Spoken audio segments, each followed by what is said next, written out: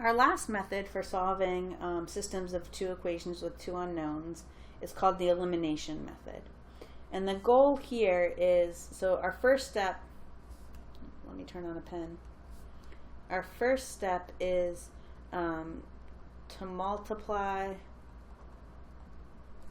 each equation by constants. So we're just going to multiply through each one. It can be by a different number, so that one variable has coefficients that are the same but with opposite signs.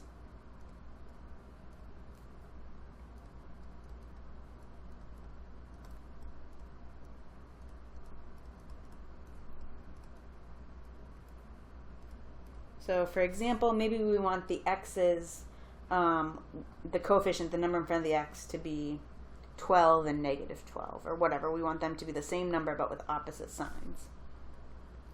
Then we're going to add the two equations together. And that's going to eliminate one of the variables, the one that have the same coefficients but opposite signs. They'll eliminate each other. Okay, so we're going to look at this equation, this system. We have 3x plus 4y equals 7 and negative 2x minus 5y equals 0. And we want to get it so that these equations have the same coefficient but opposite signs. And if we look at the x's, we could say, okay, well, if we multiply the top one by 2, if we multiply everything through by 2, and we multiply the second one by 3, the coefficient on the x will be 6 for the first one and negative 6 for the second one. So let's go ahead and do that. So this one we're multiplying everything through by 2 on both sides. So we'll have 6x plus 8y equals 14. And then the second one we're going to multiply everything through by 3. So we'll have negative 6x minus 15 equals 0. So that's our first step. We now see that the x's have the same coefficient but with opposite signs. Now we want to add going down. So 6x minus 6x, well, that's 0x. We actually don't even have to write that.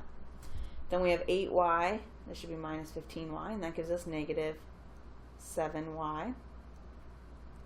And then 14 plus 0 is 14. And now you see we have something that's very simple. And step 3 will be solve for one of the variables. And then our last step will be find the other variable. So here, by dividing both sides by negative 7, we see that y is equal to negative 2. Now we can take that and plug it either into the top equation or the second equation. It doesn't matter to find x. So I'll plug it into the top one. We have 3x plus 4y equals 7. So we're going to do 3x plus 4 times negative 2 equals 7. So 3x minus 8 equals 7. Oops, why did I just write y?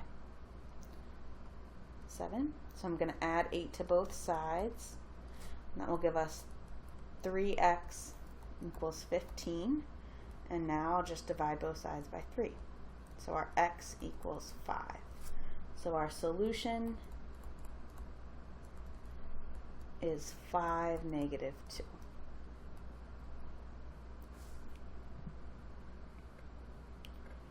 Okay, let's look at this next one. We've got decimals, but that's nothing we need to worry about. Here we have 0.10x plus 0.20y equals 0.64. And 3x minus y equals 2.4. Now, if you don't like decimals so much, I understand. What we can do, we're actually going to multiply. We can multiply this first equation all the way through by 100. And multiplying by 100 moves the decimal 2 places to the right. And that will give us 10x plus 20y equals 64. In this next one, we have 3x minus y equals 2.4. Now, here we have 20y, so if we multiplied everything through here by 20, the coefficient on the y would be negative 20. So that would give us 60x minus 20y equals 48. And now we want to add going down, so we get 70x, 20y, negative 20y, those eliminate each other. And then 64 plus 48 is 112. Now we want to divide both sides by 70, which gives you 1.6. If you turn that into a fraction, you get 8/5.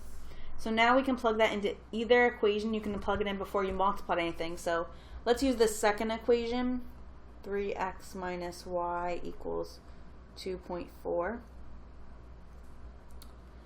So we'd have 3 times 8/5 minus y equals 2.4.